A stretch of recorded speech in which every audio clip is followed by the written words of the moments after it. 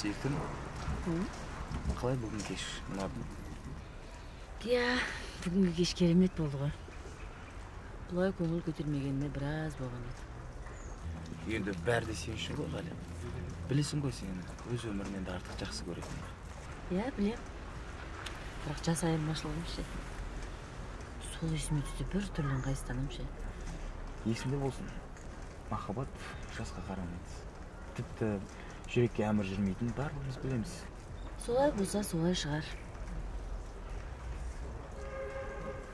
Қой мен үйге кірейін. Айсым ағым екі көз төрт болып күтіп отырған шығар. Кеудесінен жаны шықпаған. Тірі жан біреу әйтеуір. Көрсеміз. Көрсеңіз.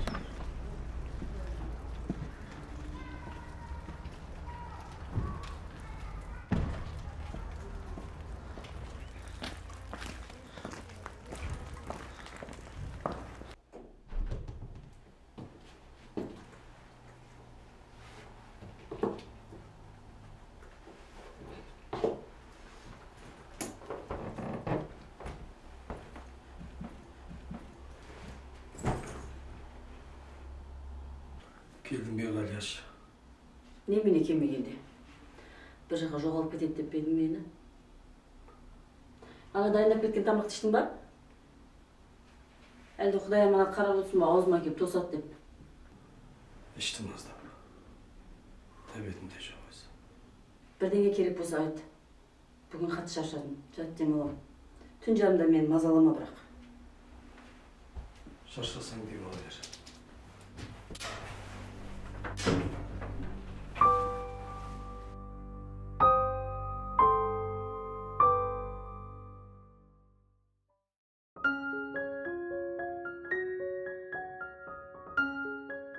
Ал жігіттер, бүгін Болат ағайдың үйіне баратын күн. Ұмытқан жоқ шығасыңдар, ә? Қайрат, соншалық топас емес шығармыз. Әрине ұмытқан жоқпыз. Жарайды. Не, айтпақшы. Заттардың бәрін алыңдар ғой, тапсырылған. Алдым. Бәрін алыңдар ма? Алды. Тамаша, жақсы болыпты ғой. Онда ертелі күнді кеш қылмай барайық. Сабақтарың бітті ма? Сабақтарым бәрі бітті. Оқушыларға сабағын тапсырдым да, былайша айтқанда қолым бос. Менің де сабақтарым бітті. Боспын. Онда кеттік. Ұрыста тұрыс жоқ. Болат деген асыл ұстазымыз сағынып та кеттім. Барайықшы тез-тез. Айтпақшы жігіттер, айтатын бір әңгіме бар. Не болып қалды? Тыныштық па? Енді айтуға да ыңғайсызданып тұрмын. Дегенмен өте қиын жағдай. Айтса тез-тез бет мұншағын төгіле көрмей. Жігіттер, Болат ағайдың әйелі бір жас жігітпен шатасып жүргенге ұқсайды. Шатасып қылмайсыз? Көңілдес тауып алған сияқты. Ол саған кім айтты? Университеттегі барлық мұғалімдер солай айтып жүр ғой. Мүмкін өсек шығар? Білмеймін, Қайрат. Жай ғана өсек болса дұрыс болар еді. Қалай болғанда бұны Болат ағай естімесін, жігіттер. Қандай өсек шығар? Мына қатыны башым адам емес екен ғой, ә? Сәкен, білмей жатып біреудің сыртынан томышпай қойып, мүмкін өтірік шығар. Одан да жолымыздан ауытқымай, Болат ағайдың үйіне барып, жағдайын біліп, қолын алып қойдайық.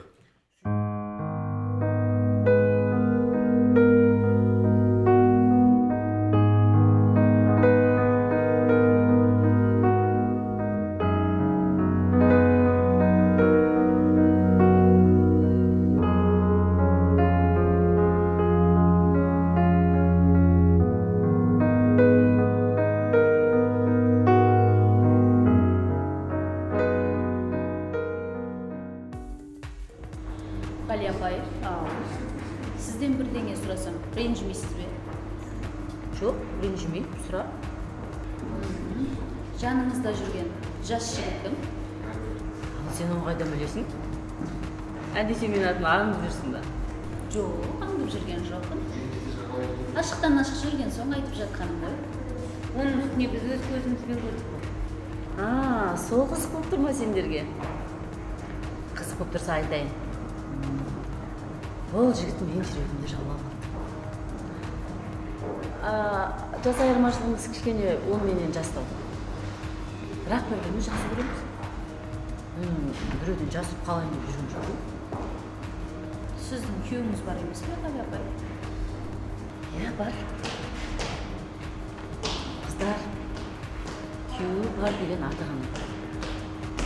Өздерің ойлап қараңдаршы. Мен ауру адаммен қалай бақытты бола аламын?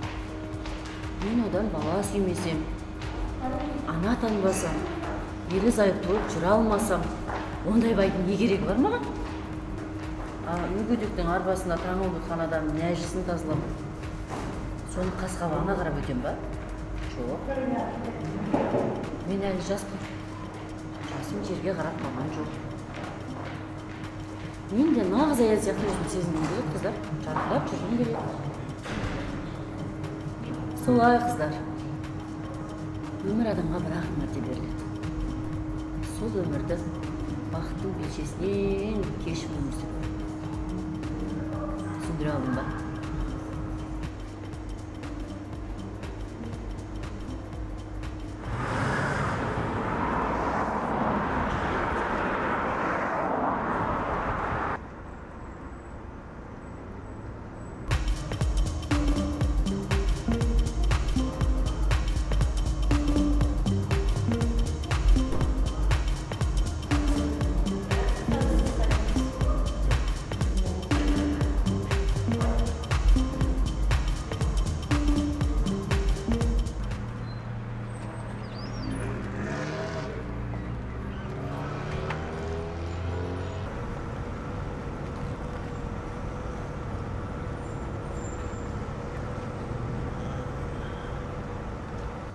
Осы жұрттардың шол болмыш.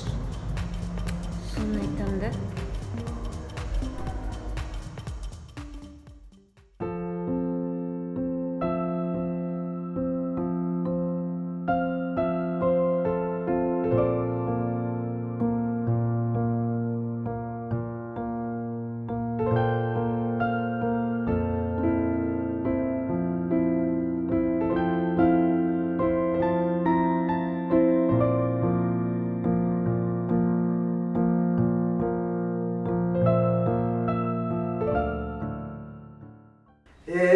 Болат ағай, осының бәрі әуелі Алла, одан кейін өзіңіздің арқаңыз ғой. Иә, әрине. Орныңыз қатты білініп жатыр. Сәлеметсіз бе, абай? Сәлеметсіз бе? Шұбырып жиналып алыпсыңдар ғой тағы. Не болды, ағаларың көздерінен ұшып баратыр ма? Осыларға ергетте жүреді екен әйтеуір. Ғалияш, жігіттер менің жағдайымды сұрап келген. Онда тұрған не бар? Ой, қош, не болып қапты сен жағдайыңа? Баяғы жақта сол жақтас болып отырсың ғой. Осылар енді бір бәле өзгеріп жатыр ма? Ғалия, тіліңді тартып сөйле. Қонақтар отыр үйде. Ұялсаң қайтеді. Ой, қойшы. Кімнен ұялмайтынын сенен сұрайын ба?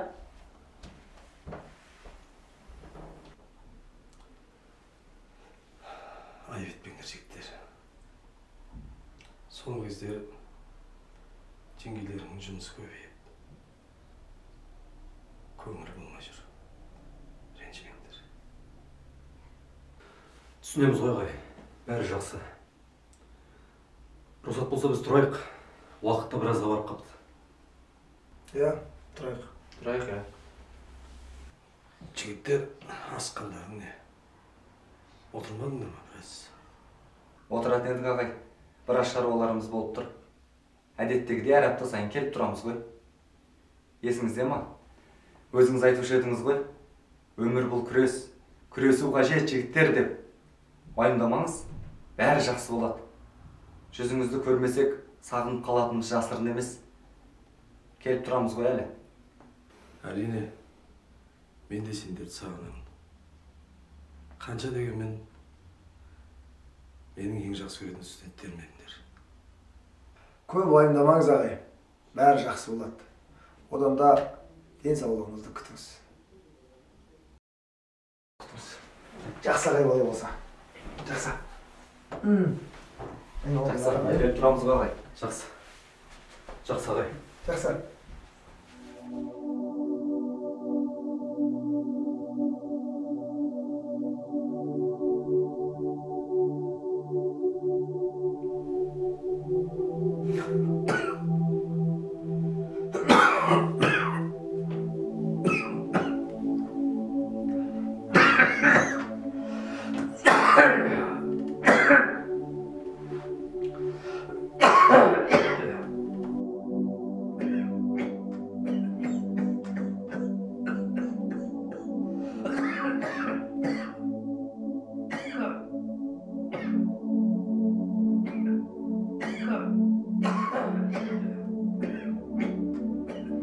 Ey Құдай-ай. Ene şidemdi.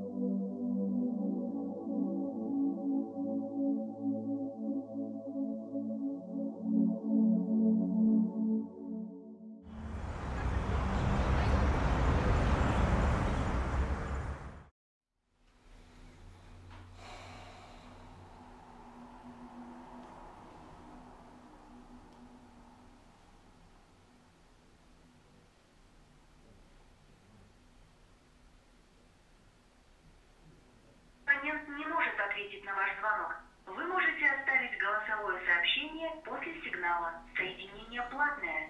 Шақырылып отырған абонент қоңырауын.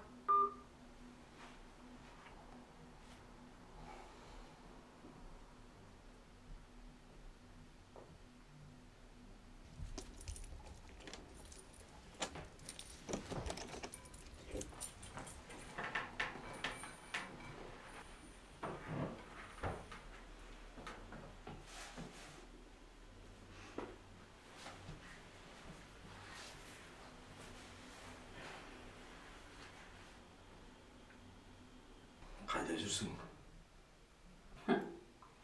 Sağınıp kaldın mı? Ғалия, қайда жүрсің дедің? Konakta buldum. Хабарласып, бір жауабын айтуға болмас па еді? Уақытым болмады. Ғалия, Қош болады. Меніңді ашытпай. Онсыз да шаршап тұрмын. Сен маған неге болатын жағдайда емессің. Аяп етпе.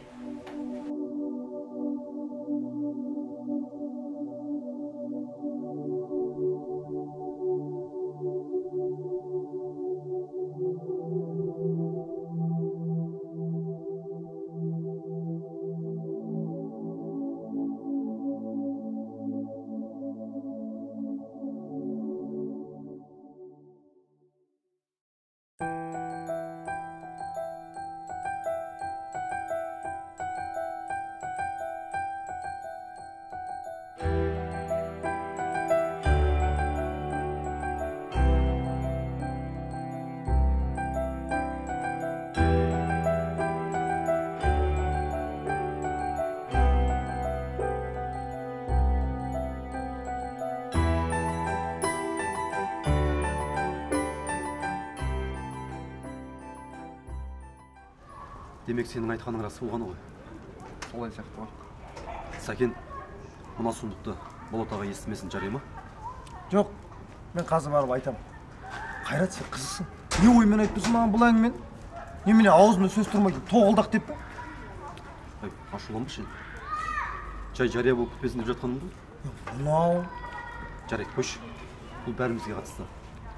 Жігіттер, мына тірлікті бұлай қалдырмау керек. Барымыз салып дұрыс жағына шешуіміз керек. Бұл сұмдықты Болат ағай білмейтін де шығар әлі. Әрине білмейді. Барып тоқылдауға мұрша бермей жатсыңдар ғой. Басқа жігіттер, Менде бір ой бар. Қандай? Жоқ, мен бірінші барып ағайға айтайын. Ағай, сіздің қатыныңыздың біреуі бар екен деп. Ақыры аузымды сөз тұрмайтын тоғылдақ деп тұрсыңдар ғой мен. Қойшы енді. Адам болмай жерден нервісін көтер. Бұлай жігіттер, қазір Болат ағайдың үйіне кіріп, ештеңе білдірместен әдеттегідей көңілін көтеріп сөйлесіп шығамыз. Бірақ шыққан соң қайтпаймыз. Кешке дейін мына қос қашықты күтеміз. Өзі әкетті ғой.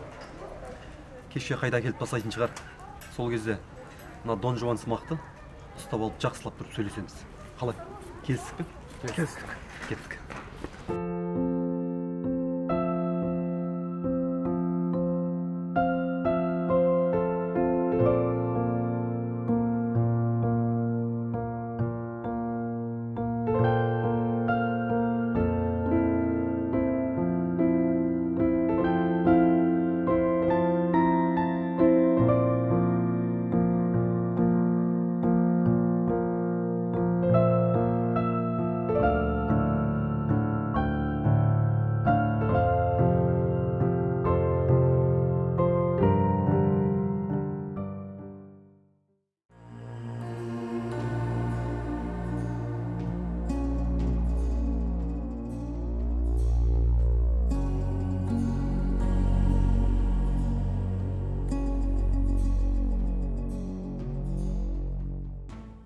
Оу, жігіттер, сендер кімсіңдер? Не болып қалды? Жайшылық па? Қалайсың? Жақсы. Сендер кімсіңдер? Қысқасы сұрақты біз қоямыз. Сен жауап бересің. Ана, Ғалия деген кісінің қасында сен не істеп жүрсің? А? Сендер не шаруаларың бар? Түсіңдер кәні машинадан. Сен сұраққа жауап бер. Ол менің сүйетін адамым. Ачу не болып қалды?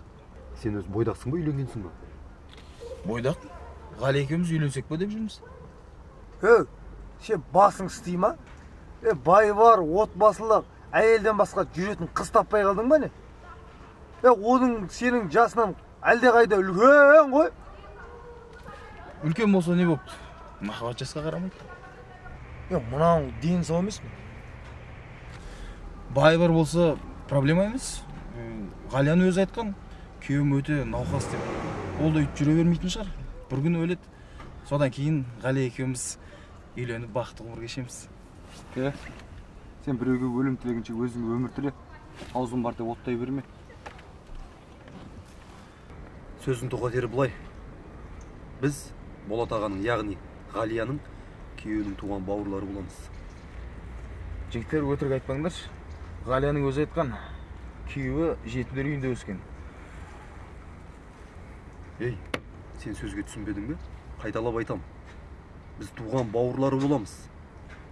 Ана басыңда миың болса, Ғалиядан аулақ жүр. Оқтың ба?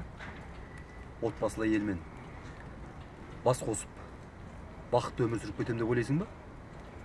Махаббат жасқа қарамайды деп, өзіңді өзгені алдама. Біреудің отбасын құртып, шаңырағына от тастап, ұшпаққа ұшқан адамды әлі көрген жоқ. Ғалия болса адасып жүрген адам. Қателігін түсінер, ертеме кешпе. Ал түсінбесе, Алланың алдына барғанда сол қылығы үшін жақсылап тұрып жауап береді. Ал саған келер болсақ, оның жасы сенен әлде қайда үлкен. Екеуің үйленіп, отбасы болып кетулерің екі талай. Ол сенің жай қиялың, ертегі. Ал сен ертеге сенетін жас бала емес. Оң соң танып, ақыл тоқтатар жасқа да келген шығарсың. Ойлан бауырым, болашағыңды ойла. Үлкен әйелмен шатасып, тағдырыңа балта шауып, бармағыңды істеп өкініп қалып жүрме. Отбасы ойыншық емес. Сондықтан өзіңе адал жар таңдай біл. Сөзім дұрыс түсінген шығарсың. Ал мына адресті, мына мекен жайды мүлдем ұмыт. Есіңнен шығар. Түсінікті ме? Егер тағы да Ғалияның жанынан көретін болсақ, онда семен басқаша сөйлесеміз. Қорқып тұр деп ойламайық қой. Жай сөз түсінетін бала шығарсың. Өзіңдің болашағыңды келешек өміріңді ойла. Солай. Кеттік жігіттер. Осымен сөзді доғарайық. Болмаса, тағы да сөйлесеміз ғой.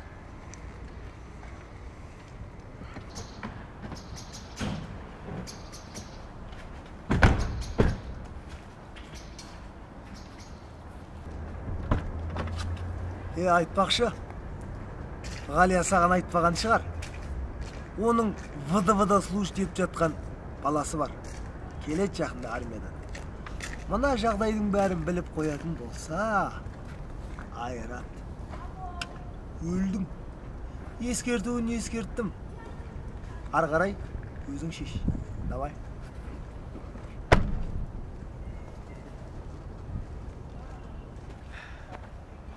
Не дедің? Құлағынан теу. Қорқып кет.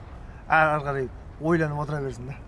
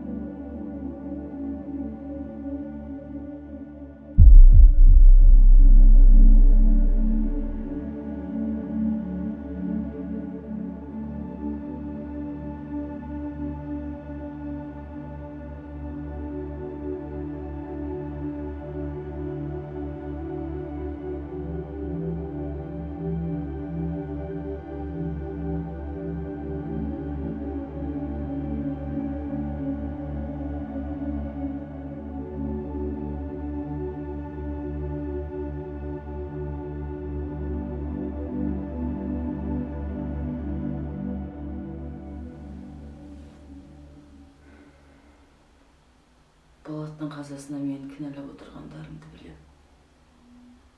Қайтейін, адастым, жолдан жаңылдым. Енді бармағымды шайнап өкінуге мен пайда жоқ. Болатын менді келмейді.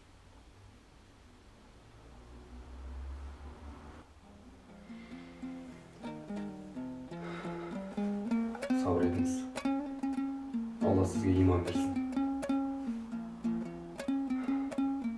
Еріңіздің қадірін білмей, сайтанның жолына түсіп адасқаныңыз рас. Ауыр дертке шалдыққан отбасыңыздың иесіне пысқырып та қарамай ойыңызға келгенді істедіңіз.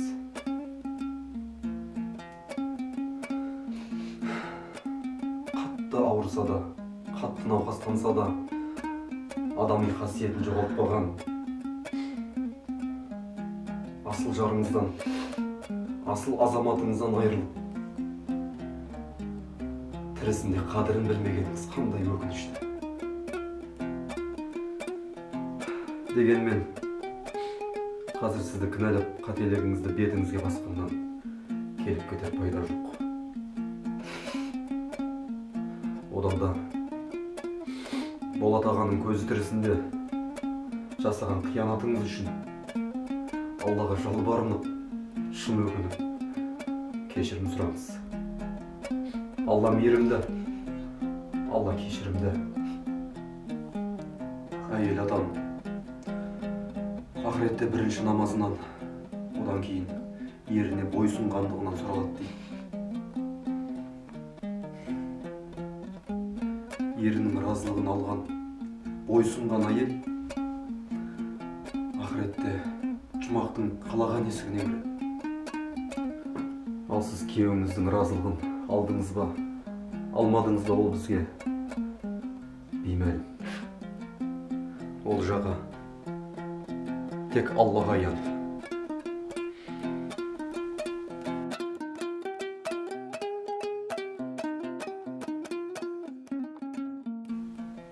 Сабыр етіңіз.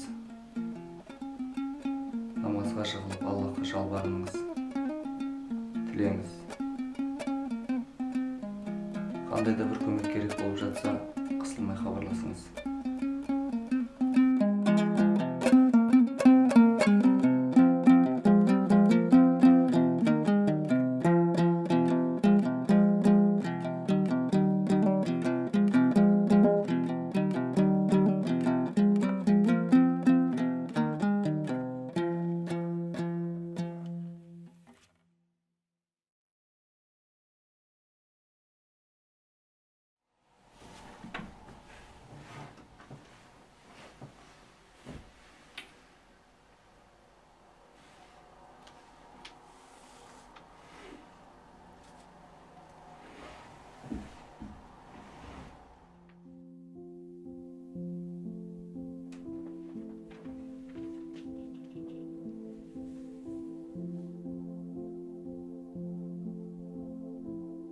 Аяулы асыл жарым Ғалияш. Өмірде жаныма жалау болар жұбанышымда, қаталдығы көп қатыгез тағдырымда орын алған қуанышымда бір өзіңсің. Күрмеуге келмес қысқа ғұмырда, өлелгенше өзіңменен қол ұстасып, бақытты күн кешсем деген арманым бар еді. Қайтейін, ол арманым орындалмады. Тағдыр маңдайыма жазған ауыр дертке шалдыққан соң амалым қанша. Саған перзентті болып, ана болу бақытын сыйлай алмағаным үшін, қиналғанда жаныңа қорған болып, қорғай алмағаным үшін кешір.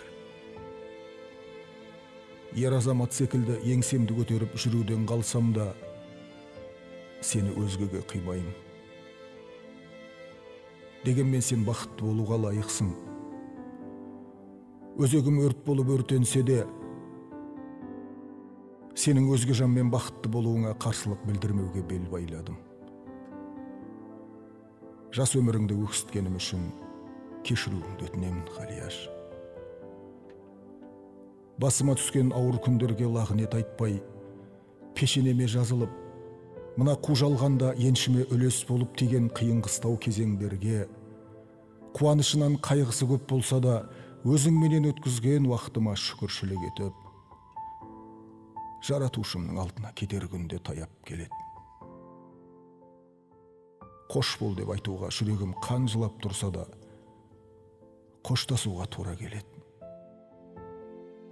Мен кеткен соң өзіңді кінәлап өкінбе.